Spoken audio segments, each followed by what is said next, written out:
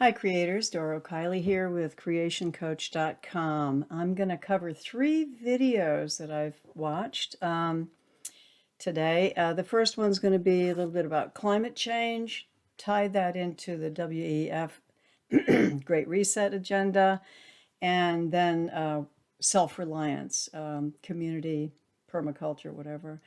So three different videos you'll find below. So I'm just back from my walk, and today I can share pictures of two things that I have discovered here. One is Bladder Campion, which is edible, supposedly very, very nutritious. And the other one is Cucumber Magnolia tree. And I have seen this before. It gives beautiful, like, flowers, really wonderful, fascinating flowers, and it's a tree. And I came across a little one that was just starting out as a sapling. I didn't know what it was. So I'm learning every day a little bit about what's around me. As I was coming home back up the driveway, I had found a very large chestnut oak tree had fallen across our driveway.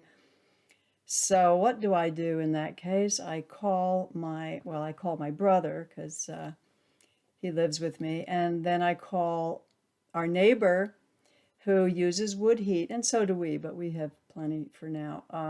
I called him on, he's 85 years old, and I said, "Do you want this tree?" And boy, I'll tell you, within 5 minutes, he was there and had a friend in a truck, and they both, swinging those chainsaws, and bam, it was gone. Great big tree, too. So it's good to have neighbors. And tomorrow I'm going to have a nice bonfire potluck birthday party for my neighbor who is turning 90. This is a this is a man who lives alone and takes care of the whole community. He takes older folks to doctor's appointments and shopping, and so he's totally out and about, and everybody calls him Network Central because he knows everything. So he's got his 90th birthday party coming up tomorrow. So moving on to our videos today. Let's see. So the first one is about this climate change. It's called "The Doomsday Glacier is Collapsing. Who is most at risk?" It's a 12-minute video. And, I try to keep up on climate stuff. And this one, for the first time in a long time, really had me, heebie-jeebies. And so you start to understand that we are really in a crisis. And we can't do business as usual if we're going to survive. Like I said, I get all my information from flat screens just like you do, but I think we've all been seeing some evidence of this in weather changes. I know living here in the mountains, we have been losing a lot of our insects. Used to be sit out on a summer night, you could barely sit out because of all the bugs, and now there's considerably less. I was happy to find we still have a few bats. So the first video, 12 minutes, is about these collapsing glaciers. Anyway, it's enough to make you realize that we can't stay asleep anymore. And this whole Great Reset agenda, I know, is supposed to be designed to combat that, to reverse the damages that have been done. So the second video I'm going to share is called "What is Davos? The World Economic Forum." So it's a maybe not even 3.5 minute video right off their website. It sort of explains what it is, and it clearly shows that we have to do business differently. Now, what I see is this is not any kind of thumbs up for the World Economic Forum, although I do think they are attempting to make some obviously very drastic and fast changes regarding, the farmlands, and they're going to try to take the control of the water farmlands, all emissions. They're going to start phasing out car ownership. And you can see how this is all going towards reducing climate change damage, which is fine. We need that. And we need, whatever. I mean, somebody has to do something. But what I'm seeing is we are at a point where, like, we got to wake up. These people are completely in control, or trying to be completely in control. And if they are true to their efforts, okay. I think they're leading eventually towards a resource-based economy, which does take nature into consideration. And if you haven't learned about resource-based economy, I strongly suggest you do. My suspicion is that that might be what they're working towards. They're not saying that, and maybe that would be okay, but it's going to take a lot of control and power. And I am not terribly convinced that when you give a group of people that much power, that they're going to actually deal with it all the time very well, consistently, forever. So that's a concern. What do you do when you're handing all of your power over to a group of people that say they have great intentions and that you will own nothing and you will be happy? Okay, so that's possible. Even if it was all perfect, all, at the end of the tunnel, it all works out fine. Once you have that much power consolidated, it does not, I can't imagine that it's going to stay that way forever. We don't know. So my idea is to, and this gets into the next video, the third video that I'm going to share, which is basically about living the change that we want to see. We're going to have we're going to go one way or the other.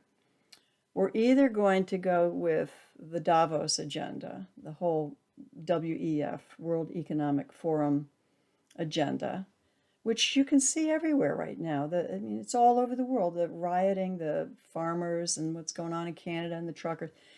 So that is going in that direction. Now that's their agenda. That's where they're going, taking us, like we're being corralled.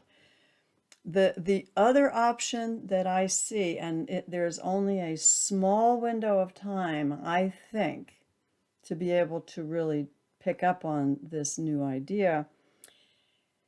The powers that be are attempting to buy up most of the farmland.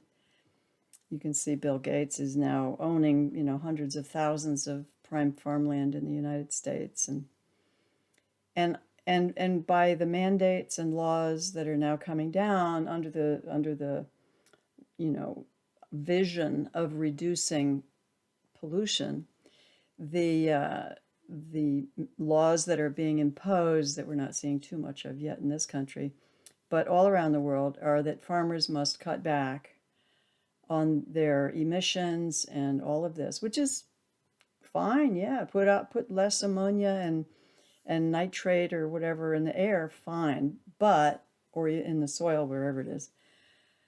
But to do that in such a way that actually forces the farmers out of business or go bankrupt, it is potentially part of the plan. Is get the ownership away so billionaires can jump in and buy more farmland, because clearly farmland is part of it.